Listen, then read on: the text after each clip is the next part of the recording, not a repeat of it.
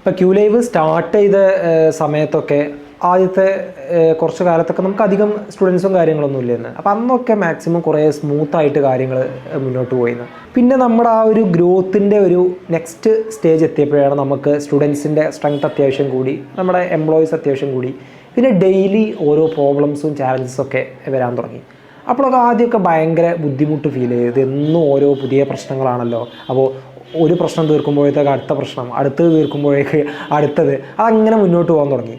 പിന്നെ കുറേ കഴിഞ്ഞിട്ടാണ് നമ്മൾ ആ ഒരു കാര്യം റിയലൈസ് ചെയ്തത്. അതായത് നമ്മൾ ഒരു സംരംഭം നടത്തി അത് മുന്നോട്ട് പോവുകയാണെന്നുണ്ടെങ്കിൽ പ്രോബ്ലംസ് എല്ലാം സോൾവ് ആയി ഒരു സാച്ചുറേഷൻ പോയിന്റിലെത്തി പിന്നെ നമ്മൾ ലീനിയറായിട്ട് അങ്ങനെ പോയിക്കൊണ്ടിരിക്കുക എന്നുള്ള ഒരു കേസ് ഇല്ല. അത് ഏത് ലെവലിലുള്ള ആൾക്കാരാണെന്നുണ്ടെങ്കിലും, ഈവൻ എലോൺ മസ്ക് ആണെങ്കിലും നമ്മുടെ മുകേഷ് അംബാനി ആണെങ്കിലും ഒക്കെ അവരുടെ ബിസിനസ് സാമ്രാജ്യം ഭയങ്കരമായിട്ട് വലുതാക്കി ഒരു പോയിന്റിൽ എത്തിച്ച് ഇനി ഒന്നുമില്ല, ഇനി നമുക്ക് അങ്ങനെ ഒരു ലീനിയറായിട്ട് പോയിക്കൊണ്ടിരിക്കുക എന്ന് പറഞ്ഞിട്ട് കോൺസെപ്റ്റ് ഇല്ല. അത് എത്ര കാലം ആ ഒരു കമ്പനി നിലനിൽക്കുന്നുണ്ടോ, നിലനിൽക്കുന്ന കാലത്തോളം ഓരോ ദിവസവും കാലം മാറുന്നതിനനുസരിച്ചുള്ള പുതിയ ചാലഞ്ചസ് വന്നുകൊണ്ടിരിക്കും.